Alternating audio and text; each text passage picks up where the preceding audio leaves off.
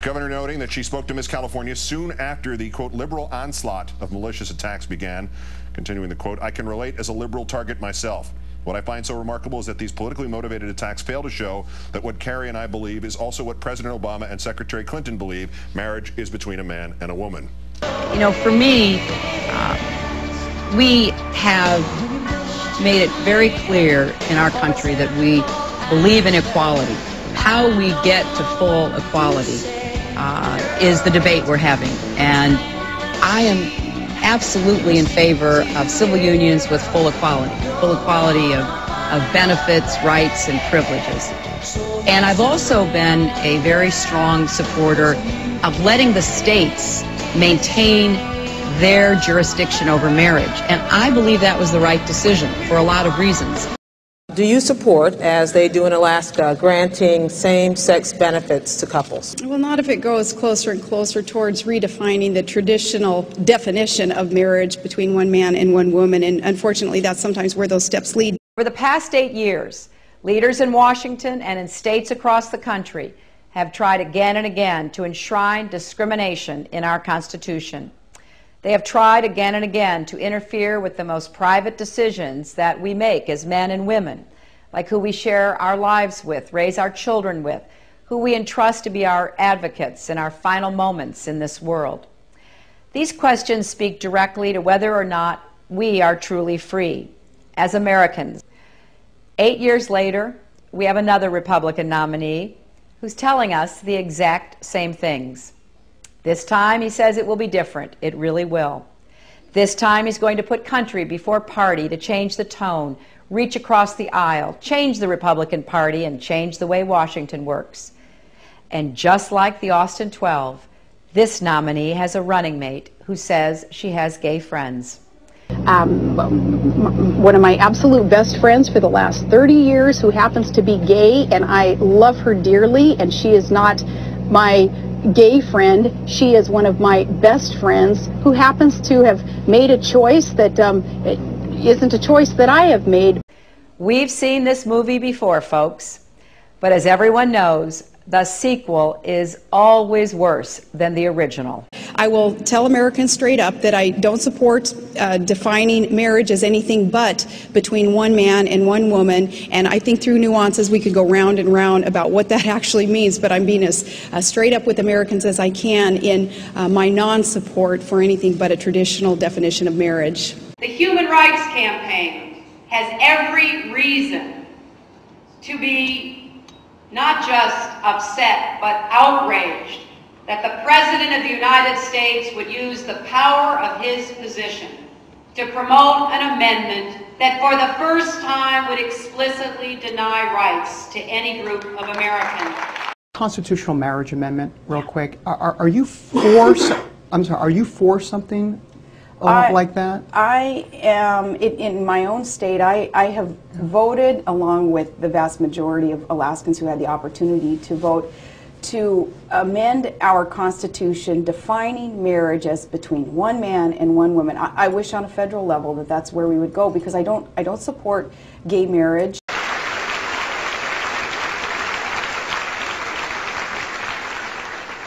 When HRC stood up, I love the fact it's my initials. Have you ever noticed that?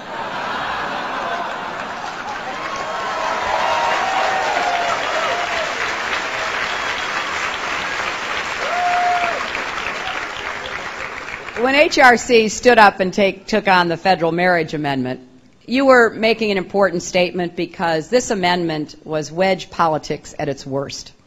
It was mean-spirited. It was against the entire forward movement of American history. It was the first time that anyone was proposing that we amend the Constitution to deny citizens' rights, rather than widening the circle of rights and opportunities. And I was proud to meet with Joe and others representing HRC and other groups to strategize together, because it gave us an opportunity to not only defeat the amendment, but to lay down some markers about the positive agenda we are pursuing. In the end, we stopped the federal marriage amendment, and we sent a strong message that we will not stand idly by when anyone tries to write discrimination into our Constitution. We want to make sure that all Americans in committed relationships have equal benefits, from health insurance and life insurance to Social Security and property rights and more. It is wrong that so many people are unable to care for those they love, to leave them their homes and belongings, to ensure they can see a doctor, to visit them in the hospital when they're sick. These are fundamental rights, and we will continue to push until they are equally available. As many of you know,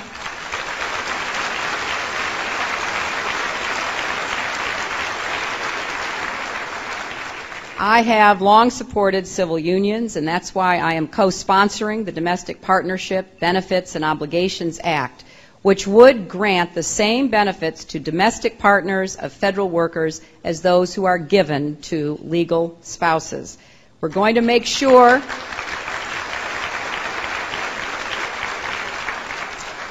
that nothing stands in the way of loving couples, gay or straight, who want to adopt children.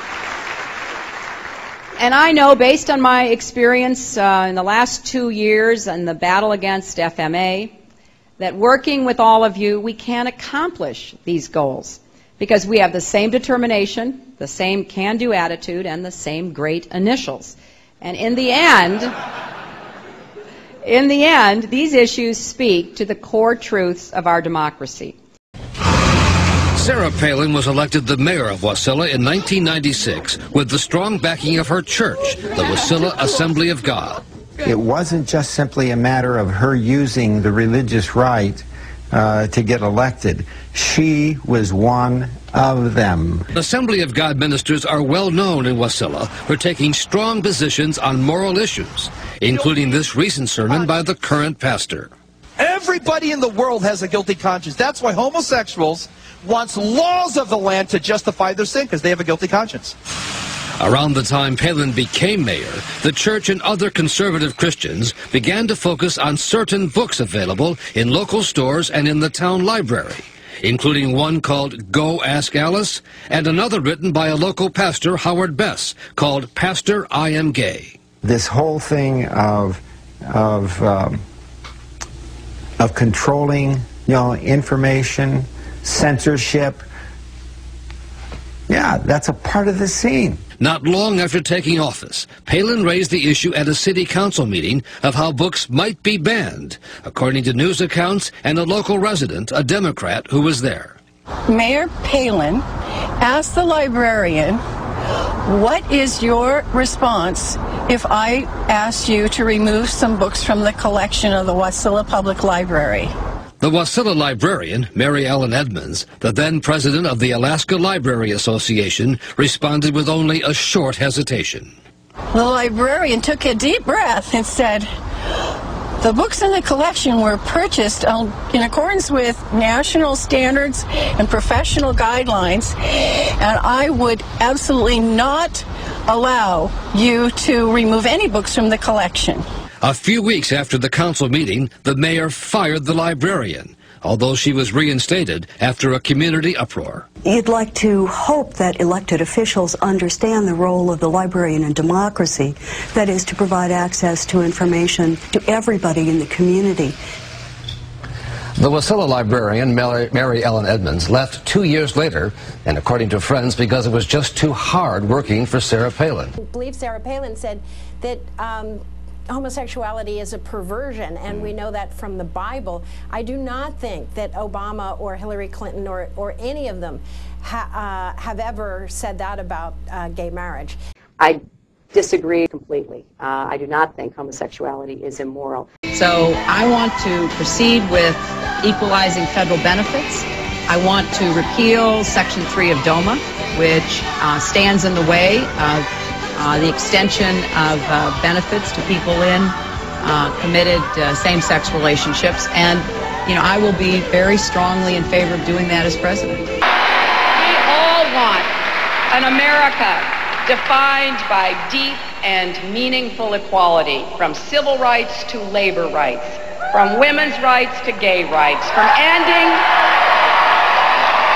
From ending discrimination, there are no acceptable limits, and there are no acceptable prejudices in the 21st century in our country. We have a common task and a common challenge. Why can't we see that we are all in this together? 18 million of you from all walks of life. Women and men, young and old, Latino and Asian, African American and Caucasian, rich, poor and middle class, gay and straight, you have stood with me.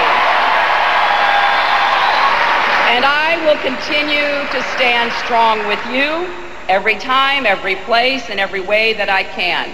The dreams we share are worth fighting for.